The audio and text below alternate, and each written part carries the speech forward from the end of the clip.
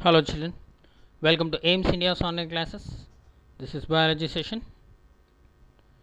We are discussing getting to know about plants, plant parts and functions, or this is the morphology of flowering plants. Okay. So green plants, the main parts of the plant is divided into two main systems. What are they? Root system and shoot system. In the last class we have completed about the root system, root modifications, and a little introduction about the stem, shoot system.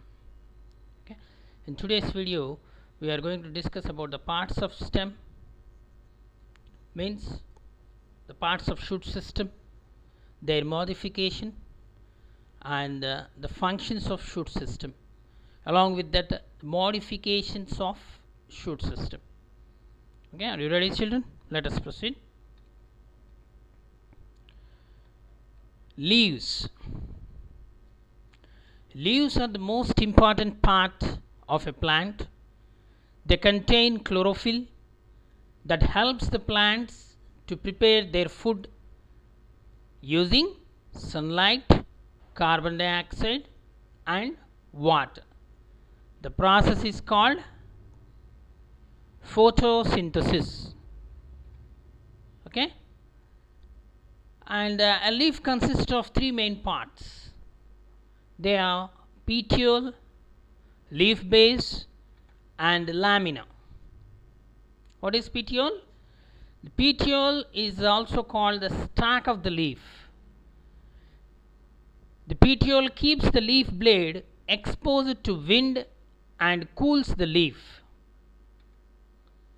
or the petiole helps in the movement of the leaf. Okay. Next, leaf base. Leaf base is a protruding part of the leaf. The lamina of the leaf contains veins and veinlets that provides rigidity to the leaf blade and help in the transport of mineral salts. Okay children, look at the leaves of a plant around you and try to draw them in your notebook. So are all the leaves are same in size, same in shape and same in color? No. How are they attached to the stem? Here this is the stem part. How are they attached to the stem? The part of the leaf by which it is attached to the stem is called petiole. What is petiole? The part of the leaf by which it is attached to the stem is called petiole. Okay. The broad green part of the leaf is called lamina or leaf blade. The broad green part of the leaf, this is the green part of the leaf. Okay, it is called leaf blade or lamina. Okay, can you identify these parts of the leaf in the plants around you? Definitely. Do all the leaves have petiole? Is this petiole is present in all the leaves? No. There are certain leaves are there without petiole also. Okay, let us get to know the leaf better by taking its impression. If you thought that the leaves cannot shine, here is an activity which will make you think again. Okay, so a small activity regarding the leaves. Put a leaf under a white sheet of paper or a sheet in your notebook. Hold it in a place. Okay, and hold your pencil tip sideways and rub it on the portion of the leaf. So let us take this leaf only. Here you hold this leaf, okay, or any leaf, keep it on the notebook. Okay, hold your pencil tip side by and rub it. You can rub it like this. Okay, rub it on the portion of the paper having the leaf below.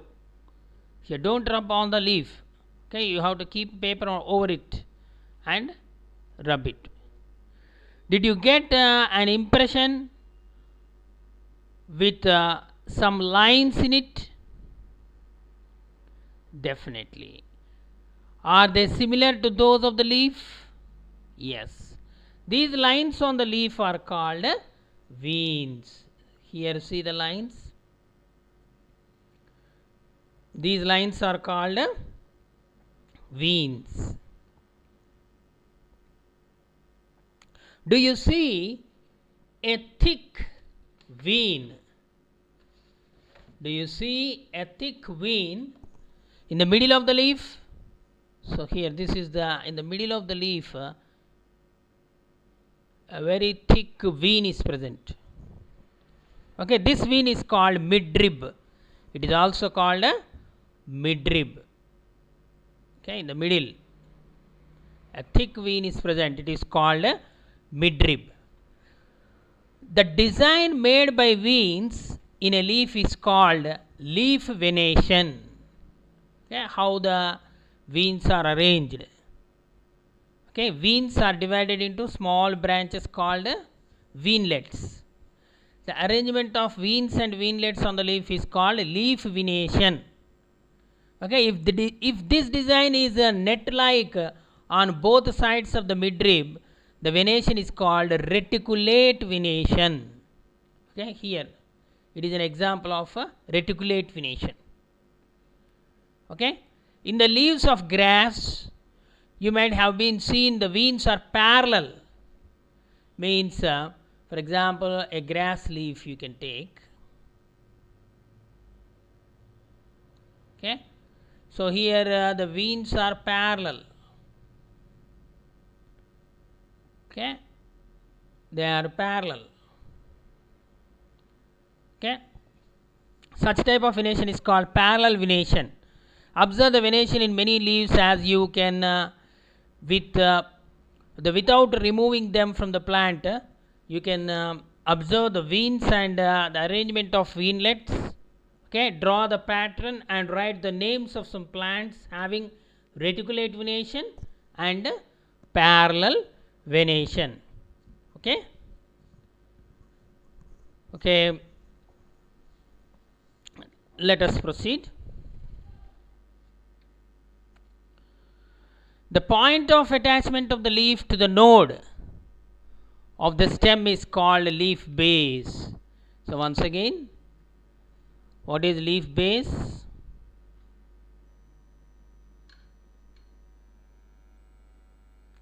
This is the leaf base.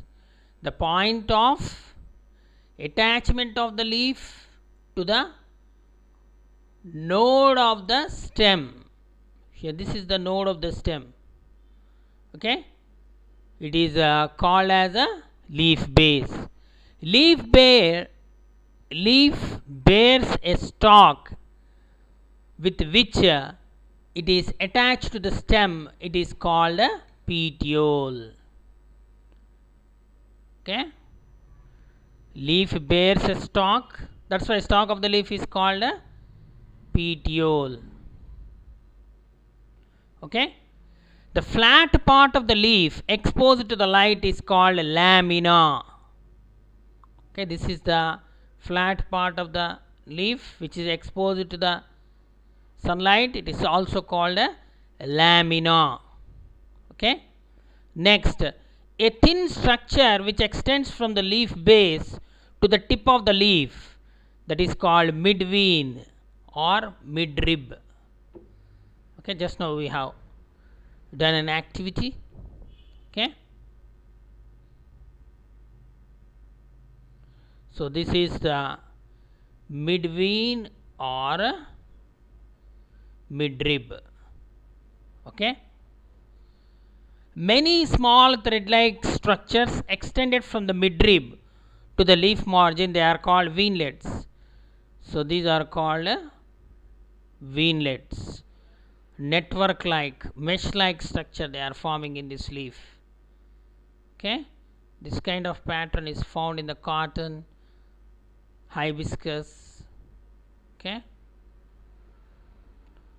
sunflower leaves you can observe. So these are called veinlets. Okay, the arrangement of veins on the lamina of the leaf is called venation. This kind of arrangement is called as a venation. What is the function of veins? Veins help in transportation of food and water. So these veins contain, just like our blood vessels transport the nutrients and other things in the body, in the plants also the food material is synthesized in the leaf. So from the leaves the food material is transported to various parts of the plant through these vascular bundles present in the veins. Okay, they shift that food material to the stem. From the stem, by means of that vascular tissue, it is distributed to all parts of the plant. So veins help in the transportation of food and water. So two types of arrangement of the veins on the leaf. What are they? Parallel venation and reticulate venation. We have discussed. Okay, in banana leaf you can observe parallel venation. Okay, the leaf which we have seen here, it is reticulate venation. Okay. Next, there are two broad categories of the leaves. Leaves are classified into two groups based on their shape, size, their arrangements on the stem, leaves of flowering and non-flowering plants, and various other physical attributes. By considering all these factors, there are two types of leaves. There are simple leaves and compound leaves. Simple leaves are those when the lamina is entire or when incised, the incisions do not touch the midrib. Okay, then the leaf is called simple leaf. Example, the leaves of mango, guava. Yeah, so many simple leaves are there. Whereas compound leaf, when the incisions on the lamina reach up to the midrib, breaking it into number of units, subunits we can say, they are called leaflets. Then the leaf is called a compound leaf. Example, neem. Not only neem, curry leaf plant. Okay, so many you can observe. Okay, so here simple leaf, it's a compound leaf, neem. Okay, so we will require, for example, you can do another activity. We now find out some of the functions of the leaf. In order to understand the functions of the leaf, a simple activity, we will require a herb, a small plant, two transparent polythene bags and some string. Okay, do this activity during daytime. On a sunny day you can do. Use a healthy, well watered plant that has been growing in the sun for this activity. You have to select such a plant which is well watered, which is growing in the sun. Okay, enclose the leafy branch of the plant in a polythene bag and tie up its mouth. Okay, so you have to close, take a polythene bag and close the branch with leaves. Okay, and tie the mouth with a thread. Okay, or else like this. You can tie here, okay, as shown in the figure. So tie up the mouth of another empty polythene bag and keep it also in the sun. Okay, here too we have taken one polythene bag, we are tying to the mouth, we are tying the, by placing the leaves inside, we are tying the mouth, and another polythene bag without anything, empty bag, we are tying. Okay, after a few hours, observe the inner surface of the bags. What do you see? What do you see, children? You can conduct this experiment, very simple experiment. Are there any droplets of water in any of the bags? Which bag has the droplets? How do you think they got these? Okay, don't forget to remove the polythene bags after the activity. You can remove it after 3 to 4 hours. You can observe the small water droplets in the bag which we tied to the plant. Okay, so water comes out of the leaves in the form of vapor by a process called transpiration. It is one of the important function of the leaf. Previously, photosynthesis, preparation of the food material by the plant. Okay, leaves are called the food factories of the plant. And here the leaves also have tiny holes, okay, through which this water oozes out, excess of water absorbed by the plant. So that process is called transpiration. Plants release a lot of water into the air through this process. Okay, in the chapter another respiration, you are going to study this. Okay, so why did we tie a bag around the leaves? Would we have been we have seen the water from the transpiration of the plants? Otherwise, what makes the water appear on the polythene bags? We notice that the water changing into different forms. Okay, changes of matter in some of our activities. Can you think of these and name the process that makes the water drops appear on the polythene bag? Okay, so this is the transpiration. Leaves also have another function, so that is photosynthesis. Okay, to understand that also a simple activity, we would require a leaf, a spirit lamp, and a beaker, test tube, and we need a burner, water, a plate, and iodine solution for this activity. So put a leaf in a test tube and pour spirit. Spirit means it is nothing but alcohol to completely cover the leaf. Now put the test tube in a beaker half filled with water, boil it, heat the beaker till all the green color from the leaf comes out. Okay, so what we are doing is we are testing the presence of starch. Okay, to test it, first you have to bleach the leaf. Okay, when you keep the leaf in the alcohol or spirit and boil under water bath, then what happen? The leaf loses the green color. So take out the leaf carefully and wash it in water, put it on a plate and pour some iodine solution. Okay, so this experiment you need to do under the guidance of your teacher. Okay, so what do you observe? Now compare your observations with those done in the previous chapter. Okay, so in chapter 2, that is components of the food, also we have conducted the experiment. Okay, same that only.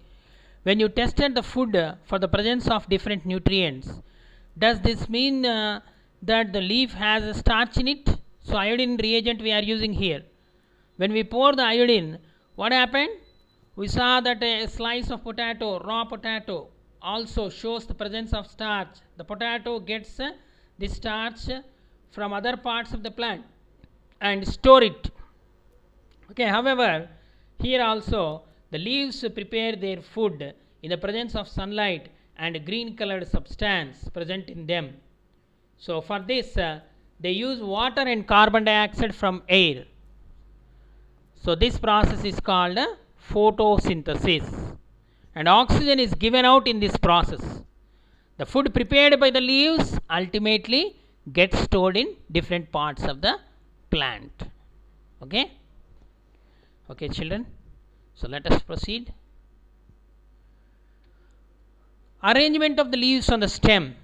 The patterns of arrangement of the leaves on the stem is called phyllotaxy. Okay, the plants show three types of phyllotaxy. They are alternate, opposite, and whorled types of phyllotaxy. When only a single leaf develops at each node alternately, it is called alternate phyllotaxy. For example, China rose means hibiscus, mustard, and sunflower. They show alternate phyllotaxy. When a pair of leaves develops at each node opposite to each other, it is called opposite phyllotaxy. Okay, here a pair of leaves, here only in alternate phyllotaxy only single leaf, here a pair of leaves opposite to each other. So example, guava and calotropis. Okay, when more than two leaves develop at the nodes to form a whorl, whorl means ring like of leaves, then it is called whorled phyllotaxy. Example, Alstonia. Okay, so here first alternate phyllotaxy, only single leaf. Okay, alternate to each other. Then opposite means a pair of leaves opposite to each other, and like this whorl means a ring of leaves.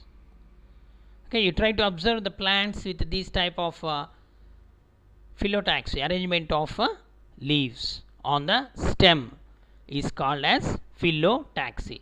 How many types? Three types: alternate phyllotaxy, opposite phyllotaxy, and whorled phyllotaxy. Okay, in some plants both are there. Okay, opposite decussate, opposite whorled. Okay, like that, depending upon the necessity of the plant. This phyllotaxy main function is to display the leaves, to expose the leaves to the sunlight for the photosynthesis. Okay, that's why it's a natural phenomenon in the plants. Okay, phyllotaxy. Next, come to the leaf modifications. So generally important functions of the leaves are photosynthesis, transpiration, exchange of gases. Okay, and in order to perform the additional functions, leaves undergo some modifications. For example, in weak stemmed plants, the leaves are modified into special structures which twine around a support. Okay, these special structures, leaf modification, tendrils. It is one of the leaf modification which helps the plants to climb the support. Okay, these tendrils offer support to the plant while climbing up. In some plants like onion, leaves are modified to store food. Okay, these are termed to be scaly leaves. In onion, leaves are modified to store the food. They are called scaly leaves. In some desert plants like cactus, the leaves are reduced to spines. Okay, why they are reduced to spine? In order to reduce the loss of water through transpiration. Okay, leaves possess tiny holes called stomata through which the water is evaporated. The process called transpiration to reduce the water loss from the plant. So these leaves in desert plants like cactus and opuntia, they are modified into spines. So these spines are also called as thorns also. Thorns protect these plants from grazing animals. Okay, not only they reduce the transpiration, they also help the plant from grazing animals, herbivorous animals like camels and other. Okay, in some insectivorous plants means the plants which grow in marshy soils, okay, nitrogen deficient soils, that you will study in the higher class. Okay, so in some insectivorous plants, the leaves are modified into pitchers where they are used to trap the insects. These insects can be digested inside the body of the plant. So such plants obtain the nitrogen from the insects proteins. Okay, here the leaf modified into the tendrils which help the plant to climb. So here in argemone, the margins of the leaves with spines. Okay, so if you see the nepenthes or pitcher plant, the leaf is modified into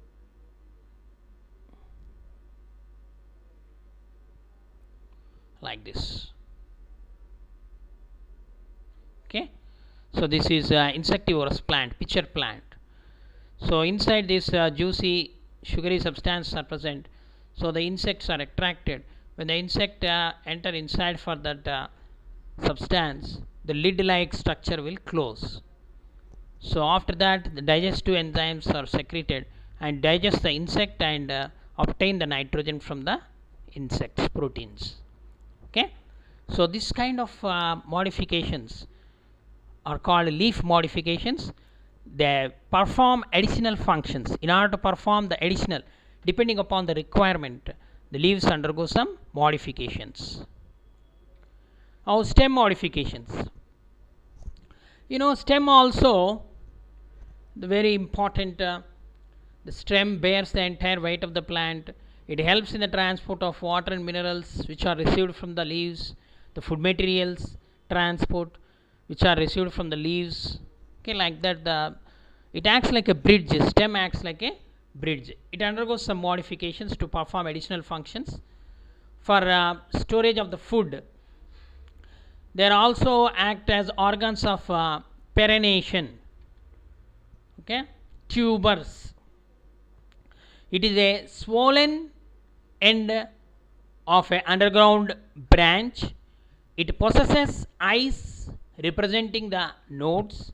At each node there is buds and a scale leaf. Example: Solanum tuberosum, potato. Okay, next rhizome. Rhizome is a perennial fleshy underground stem having nodes and internodes and bears adventitious roots on the lower side. Example: ginger and turmeric. Okay, potato is a tuberous stem and rhizome. Okay, example: ginger and turmeric. They grow slantly. Okay, corn, it grows vertically. It is also a tuberous stem. It is a short, thick, swollen, unbranched, fleshy stem growing vertically in the soil. Okay, consisting of circular nodes, axillary buds, and adventitious roots. What are adventitious roots? These are here we come across adventitious roots. Actually, a normal root develops from the radicle of the embryo of the seed, but adventitious roots means other than the seed, if the roots are produced from any part of the plant, they are called adventitious roots. So here the roots are developed from the storage part of the stems. Okay, so after the production of the roots only, then the germination of the bud takes place. That these modifications of the stem help in vegetative propagation also. Okay, so colocasia is the best example. Okay, Amorphophallus, it is another example of this corm. So tuber, rhizome and corm. These three are the stem modifications which are underground. Potato, tuber, ginger, okay, and colocasia if you see, so it will be like this, vertically it grows, okay, it possesses a bud like this, okay, and hair like structures on the stem. It is underground stem, okay. We boil it and eat, so starch is stored in this, okay, that is colocasia. Next, another modification, bulb. Bulb is also underground structure. It is an underground structure possessing a reduced stem and several fleshy scale leaves that are concentrically arranged around the terminal bud, okay, just like onion you can take, okay, layers you can remove, okay. So adventitious roots develop from the lower part of the reduced stem. Example, onion, allium cepa, okay, tulips, lily, and garlic. Okay, garlic, you know, tunicated bulb and imbricated bulb. Two types of bulbs are there which you are going to study in higher classes. So tunicated bulb, example onion, imbricated bulb, example garlic. Okay, the aerial stem modification, these are underground stem modifications. Now aerial stem modifications means above the ground. These aerial stem modifications are for support. Tendrils. Tendrils are slender, spirally coiled structures developed from the axillary buds. They coil around the support, helping in climbing. Example, you can find these tendrils in gourds, different types of gourds. Bottle gourd, okay, ridge gourd, cucumber, pumpkin, watermelon, and grapevines. All these climbers, they possess these tendrils. They are aerial stem modification. So here onion, you can see from the lower part of the stem, the adventitious roots develop, okay, and this is the stem which is underground, okay, below the soil, and only the leaves and the stem portion which is green, it is outside, remaining part is inside, okay. Okay children, hope you understood. Thank you for watching our video, and please subscribe our channel, press the bell icon for receiving latest updates.